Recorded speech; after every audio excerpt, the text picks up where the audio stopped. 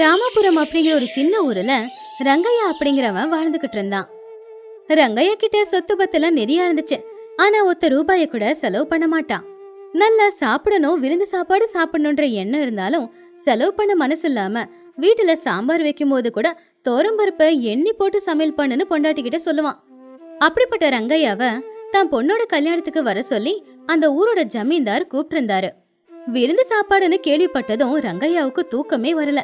எப்படியாவது இன்னைக்கு கல்யாணத்துக்கு போய் நல்ல ஒரு பொடி பிடிச்சி 2 நாளுக்கு தேவையான பலகாரம் எல்லாத்தையும் கொண்டு வரணும் அப்படின்னு மனசுக்குள்ளேயே ஒரு கணக்கு போட்டுட்டான். ரங்கையா அன்னைக்கு சாயந்தரம் அவன் நண்பன் ராமையாவோட வீட்டு திண்ணையில உட்காந்துக்கிட்டு இருந்தான். அப்பதான் ராமையா வயல்ல இருந்து வீட்டுக்கு வந்தான். ஏங்க ராமையா, இன்னுமா உங்க வேலை முடியல?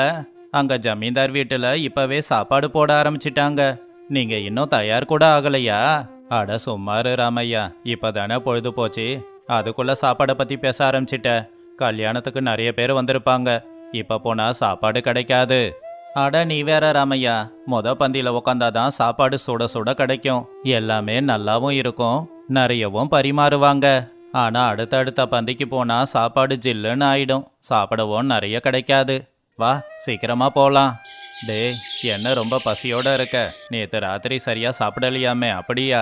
பின்ன நாளைக்கு விருந்திருக்கு அப்படின்னு தெரிஞ்சதுக்கு அப்புறம் நேத்து ராத்திரி எதுக்காக நான் அந்த கஞ்சியை குடிக்கணும்? கஞ்சியை குடிச்சிட்டு இன்னைக்கு வடையும் பாயாசமும் எப்படி சாப்பிட்றது? அதனால தான் பட்டினியா இருக்கிறேன். இன்னைக்கு ஒரு புடி பிடிக்கிறேன் பாரு. உன்ன மாதிரி ஆளுங்களால தாண்டா ஊர்ல வறட்சியே வருது. சரி வா போலாம். 2 பேரும் ஜமீன்தாரோட வீட்டுக்கு நடந்து போய்கிட்டு இருந்தாங்க. வழியில ரங்கையா விருந்த பத்தி மட்டும்தான் யோசிச்சுக்கிட்டே போய்கிட்டு இருந்தான். ராமையா பாத்தியா, இந்த விருந்துக்காக பட்டணத்துல இருந்து எல்லாம் வாங்கிட்டு வந்திருக்காங்களாம். பாதாம் பருப்பு, முந்திரி பருப்புன்னு எல்லாம் போட்டு பாயசம் வச்சிருக்காங்களாம். அதோட வாசனை ஊறி எல்லா வரைக்கும் வருது பாரு. சரி சரி, ஆனா பார்த்து கொஞ்சமா சாப்பிடு. ராட்சச மாதிரி சாப்பிட்டா எல்லாரும் பார்த்து சிரிப்பாங்க. உனக்கு ஒன்றும் தெரியாது, அமைதியா இரு. கிடைக்கும் போது சாப்பிட தெரிஞ்சுக்கணும். பந்திக்கு முந்திரவன் தான் புத்திசாலி, வாய்ப்பு கிடைச்சும் சாப்பிடலனா முட்டாளு. ஜமீன்தாரோட வீட்டுக்குள்ள பெரிய பந்தல் போட்டிருந்தாங்க, வாழலையே போட்டிருந்தாங்க. ரங்கையா எல்லாருக்கும் முன்னாடி செவ்வரோரமா பரிமாறவங்க முதல்ல வர இடத்துல உக்காந்தான். அப்பதான் ராமையா வந்து உக்காந்துக்கிட்டு, இங்க உட்காரு ராமையா, இதுதான் சரியான இடம். பரிமாறவங்க முதல்ல நமக்கு தான் பரிமாறுவாங்க, கடைசியில உக்காந்தா சாப்பாடு வர நேரம் ஆயிடும். சரிடா, உக்காந்துட்டேன். சாப்பாடு பரிமாற ஆரம்பிச்சிட்டாங்க. ஒரு பையன் எல்லாத்தையும் பரிமாறிக்கிட்டு வந்தான். ஏன்பா தம்பி, அந்த ஊறுகாவை கொஞ்சம் அதிகமா வை. என்ன உப்பு வைக்கிற மாதிரி வைக்கிற? கொஞ்சம் அதிகமா வச்சா என்ன குறைஞ்சிட போற? டே, அவ்வளோ ஊறுகாய் எதுக்கு? அப்புறம் இனிப்பு சாப்பிட மாட்டியா?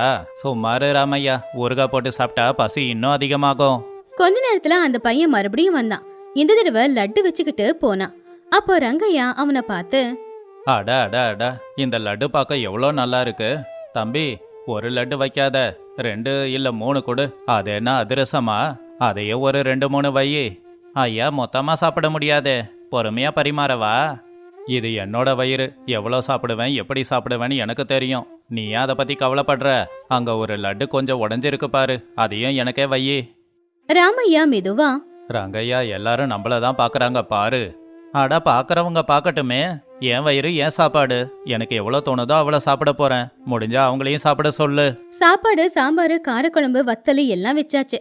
ரங்கையோட இலையே நிறைஞ்சு போச்சு. ஆனாலும் அவன் இன்னும் கேட்டுக்கிட்டே இருந்தான். டே தம்பி, என்ன சாப்பாடும் சாம்பாரும் போட்டுட்டு போயிட்ட? யாரு நெய் விடுவாங்க? அந்த நெய் கிண்ணத்தை கொண்டு வா. சாம்பாரில் நெய் போட்டு சாப்பிட்டாதான் இன்னும் 2 பொடி அதிகமா சாப்பிட முடியும். ரங்கையா, அதிகமா நெய் போட்டுக்காத, நல்லதில்ல. நீ வேற, இலவசமா கிடைக்கிறது உடம்புக்கு நல்லது, அதிகமா சாப்பிடலாம். ரங்கையா வேக வேகமா சாப்பிட்டான். ஒரு வாய் லட்டு சாப்பிட்டு ஒரு வாய் சாம்பார் சோறு சாப்பிட்டுக்கிட்டு அதிரசத்தை சாம்பார்ல தொட்டு வித்தியாசமா சாப்பிட்டுக்கிட்டு இருந்தான். எல்லாரும் அவனை வித்தியாசமா பாத்துக்கிட்டு இருந்தாங்க. அப்ப ரங்கையா சத்தமா, ஏங்க, அந்த வடை வேணானா என் இலையில வையுங்க, அதை வீணாக்காதீங்க. இல்லப்பா, அது எனக்கு வேணும். சரி சரி, சாப்பிடுங்க. பந்தி முடிகிற நிலைமையில எல்லார் இலையும் காலியா இருக்கும்போது ரங்கையோட இலையில இன்னும் 4 லட்டு, 5 அதிரசம், 5 வடையும் இருந்துச்சு. அத அவனால சாப்பிட முடியல. ஆனா அப்படியே தூக்கி போடவும் அவனுக்கு மனசு இல்ல. ரங்கையா அவனுடைய மனசுக்குள்ள, ஐயோ, என்னால சாப்பிட முடியலையே. ஆனா இதெல்லாம் வீணாக்கவும் மனசு இல்ல. ஏன்னா என்னால காசு கொடுத்து இதெல்லாம் வாங்கி சாப்பிட முடியாது. மொத்தமா இது எல்லாத்துக்கும் 10 ரூபாய் வாங்குவானுங்க. ஆஹா, வீணாக்காம சாப்பிடணும். ரங்கையா, சாப்பிட்டியா? வா, கை கழுவ போலாம். மிச்சம் இருக்கிறத இலையிலேயே விட்டுட்டு வா, அவங்க எடுத்துப்பாங்க. என்னது அப்படியே விட்டுட்டு வரணுமா?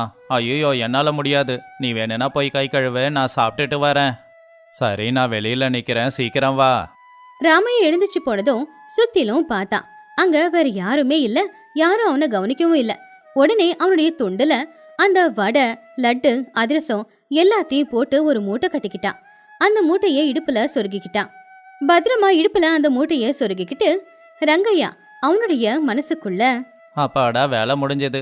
இன்னைக்கு ராத்திரிக்கும் நாளைக்கு காலைக்கும் என்கிட்ட பலகாரம் இருக்கு. இதுல ஒரு லட்டை என் பொண்டாட்டிக்கு கொடுக்கணும். எழுந்துச்சு போய் கைய கழுவிக்கிட்டு அந்த லட்டு அதிரசத்தை பத்திரமா இடுப்புல சொருகிக்கிட்டு கனமா இருந்தாலும் பரவாயில்லன்னு யாருக்கும் தெரியாம வெளியில வந்தான். ரங்கையா ராமையா கிட்ட சொல்லாமையே குறுக்கு வழியில ஊருக்குள்ள கிளம்புனான். ஏன்னா ராமையாவுக்கு விஷயம் தெரிஞ்ச அவன் ஒருவேளை பங்கு கேட்டுட்டானா? அப்போ ராத்திரி 8 மணி தாண்டி இருந்துச்சு. அந்த காலத்துல 8 மணிக்கெல்லாம் ஊர்ல இருக்கிற எல்லாரும் தூங்கிடுவாங்க. ஊரே அமைதியாதான் இருக்கும். ரங்கையா வழியில அவனுடைய மனசுக்குள்ள, தப்பிச்சிட்டேன். இது மட்டும் ராமையாவுக்கு தெரிஞ்சிருந்தா பாதிய புடுங்கி சாப்பிட்ருப்பான். நல்ல வேலையா அவனுக்கு தெரியாமலே நான் இந்த பக்கமா தப்பிச்சு வந்துட்டேன். அப்ப தூரத்துல நாய்ங்க குலைக்கிற சத்தம் கேட்டுச்சு. ரங்கையா பயந்தே போயிட்டான். ஐயோ, நாய்ங்க குலைக்கிற சத்தம் கேக்குதே. ஒருவேளை என்கிட்ட இருக்கிற லட்டை அதுங்க கண்டுபிடிச்சிடுச்சோ? நெய்வாசம் வந்திருக்குமோ? 4 தெரு நாய்ங்க கூட்டமா ரங்கையாவை துரத்திக்கிட்டு பின்னாடியே வந்துச்சு. ரங்கையா அந்த நாய்ங்களை துரத்த முயற்சி பண்ண, ஆனா நாய்ங்க ரொம்ப கோவத்தோட அவனை நோக்கி வந்துகிட்டே இருந்துச்சு. சீச்சி, போங்க. எதுக்கு குலைக்கிறீங்க? நான் இந்த ஊருக்காரன் தானே. எதுக்கு தேவையில்லாம குலைக்கிறீங்க? ஆனா நாய்ங்க அடங்கல. அவனை சுத்தி நின்னுக்குச்சு. ஒரு நாய் அந்த லட்டு வாசம் வந்ததும் அவன் பக்கத்துல போச்சு. ரங்கையா பயந்துகிட்டே, ஐயோ, இதுங்க என்ன விடாது போலையே. ஹே சுசு, போ. இது என்ன லட்டா? என் காலு. எதுக்கு தேவையில்லாம கடிக்க வர? ரங்கையா நாய்ங்க கிட்ட இருந்து தப்பிக்கிறதுக்காக அங்க இருந்து பயந்து ஓட ஆரம்பிச்சான். ஆனா இடுப்புல லட்டு அதிரசம் எல்லாம் இருக்கிறதுனால அதோட கணத்துக்கு அவனால வேகமா கூட ஓட முடியல. ரொம்ப தடுமாறிக்கிட்டு இருந்தான். யாராவது காப்பாத்துங்க, நாய் துரத்துது, யாராவது வாங்க. வேகமா ஓடும்போது கீழே இருக்கிற கல்லால நாய்களை அடிக்க முயற்சி பண்ணப்போ கீழே இருக்கிற கல்லு தடுக்கி பக்கத்துல ஓடிக்கிட்டு இருந்த காவ தண்ணியில ரங்கையா விழுந்துட்டான். ஐயோ, காலு வழுக்குது. டமால்னு ஒரு சத்தம். அவன் சாக்கடையில விழுந்துட்டான். உடம்பெல்லாம் சாக்கடை ஒட்டிக்கிச்சு. ஐயோ, என் துணி, என்கிட்ட இருக்கிற லட்டு. சாக்கடையில விழுந்ததும் அவன் மூட்டை கட்டி வச்சிருந்த அந்த துணி அவுந்துக்குச்சு. அதுல உள்ள வச்சிருந்த பலகாரம் எல்லாமே சாக்கடையில விழுந்து இப்ப அதுவும் வீணா போயிடுச்சு. அவன் சாக்கடையில விழுந்ததுனால நாய்ங்களும் அவனை விட்டுட்டு போயிடுச்சு. அந்த நேரம் தான் அந்த பக்கமா எல்லாரும் நடந்து வந்தாங்க. ரங்கையோட சத்தம் கேட்டுச்சு. யாரது? சாக்கடையில யாரோ விழுந்துட்டாங்க போல. கொஞ்சம் குரல் கொடுங்க. யாரோ கொடிகாரனா இருக்கும். யாரு சாக்கடையில இப்ப விழ போறாங்க? இல்லடா, அது நம்ம ரங்கையா மாதிரி இருக்கு. ரங்கையா. ரங்கையா சாக்கடையில இருந்து எழுந்துச்சு வந்தான். உடம்பெல்லாம் அந்த சாக்கடை. அவன் சட்டை வேட்டி எல்லாமே சாக்கடை தான். அவன் கொண்டு வந்த பலகாரம் எல்லாமே சாக்கடையிலேயே போயிடுச்சு. ரங்கையா அழுதுகிட்டே, ஐயோ ராமையா, எல்லாம் போச்சு. லட்டும் போச்சு, வடையும் போயிடுச்சு.